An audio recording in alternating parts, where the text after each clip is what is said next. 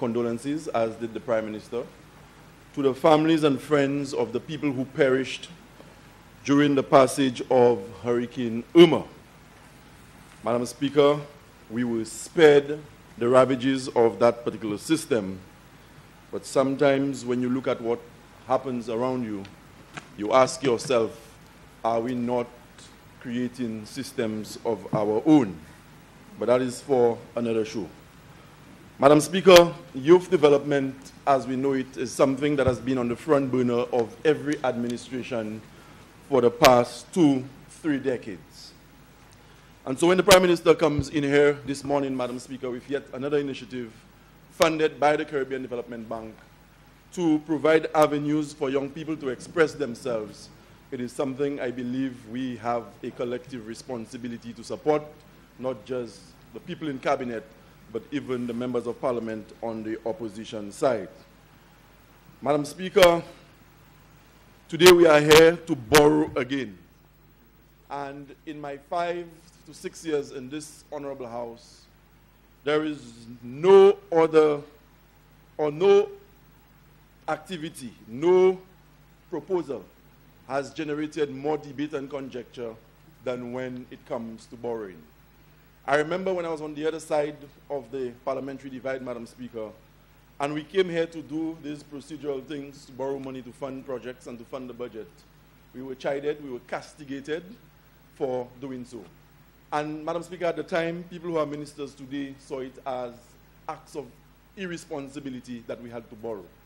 But if, as an opposition parliamentarian, you have a responsibility to keep abreast with what is happening in your country, you ought to concern yourself with the things that happen in constituency, yes. But you have a greater responsibility to country to know what is happening with the fiscal situation of our country. And so, during the times when we came here to borrow, Madam Speaker, we had very little choice but to borrow. But at the time we were chided, we were criticized for borrowing. And today, Madam Speaker, the proverbial shoe is on the other foot, and here we are borrowing. So, Madam Speaker, whereas I support the initiative, I thought it was necessary to make that point. And I suspect, given what is happening in this country today, we have only now started to borrow, and there's a lot more borrowing to be done, thereby worsening the fiscal and debt situation of our country. And so, Madam Speaker, as a responsible opposition, an opposition that has a responsibility to the people who elected us, we are going to watch the situation very closely, and when needs be, Madam Speaker, we will provide alternatives as we see fit. Madam Speaker, youth development cannot happen in a vacuum. And the Prime Minister made the point that this one project funded by the CDB will not solve all the youth development issues we have in the country. And I agree with that, Madam Speaker. And what I would hate to see, Madam Speaker, is that we approach youth development in a piecemeal fashion, where we come with one particular project, notwithstanding the untold benefits that can be derived from that particular project, but that we will link it with other initiatives, and that the government will come, because the government is yet to do this, Madam Speaker, after 14 months in office, to come with a plan for youth development that is holistic and that incorporates all the different projects that will be executed. Madam Speaker, prior to the meeting office in 2016, as Minister for Youth Development and Sports, at the time working with a permanent secretary who today is a minister in the cabinet, we, Madam Speaker, commissioned a review, a comprehensive review of the national youth policy. And by the time elections came, Madam Speaker, there was a draft report, because we believe that the draft national youth policy of 2000, Madam Speaker, that had outlived its usefulness, and that there were certain aspects of that policy that were not aligned with the prevailing realities of today's St. Lucia. But 14 months into office, Madam Speaker, not a word has been said about the draft youth policy, which we fought so hard, Madam Speaker, to commission. And we did receive support from the Commonwealth, who provided a youth policy expert. But all we've heard coming from the other side with respect to that particular policy was when on social media there was an attempt to make St. Lucians believe that I, as minister, had appointed an assistant to the youth policy expert provided by the Commonwealth, and that I had appointed the individual and pay her a salary And to use their exact words on social media, that was done so that I could siphon National Lotteries Authority money to fund my campaign. That is all we've heard about the National Youth Policy that is in draft form, the revised policy.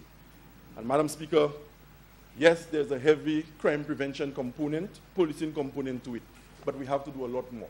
Youth development is a lot more encompassing than just those two areas. And so education is an issue. Sports is going to be an issue. And prior to leaving home this morning, Madam Speaker, or my constituency, there were a number of school-aged children loitering the streets of the Mabuya Valley and Denrinoff. And most of them, Madam Speaker, or a good bit of them, Madam Speaker, are students of the Mikud Secondary School.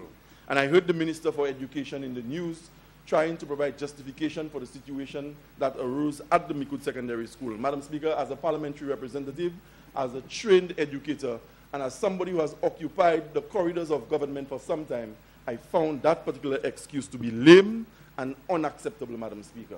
And my reasons for this is very simple. My reasons are very simple. The Minister for Education is a parliamentary representative for the constituency of Mikud North, two-term parliamentarian. In opposition, she was the shadow minister for education, meaning that she was supposed to have been the chief custodian of all educational developments in the country on behalf of her party.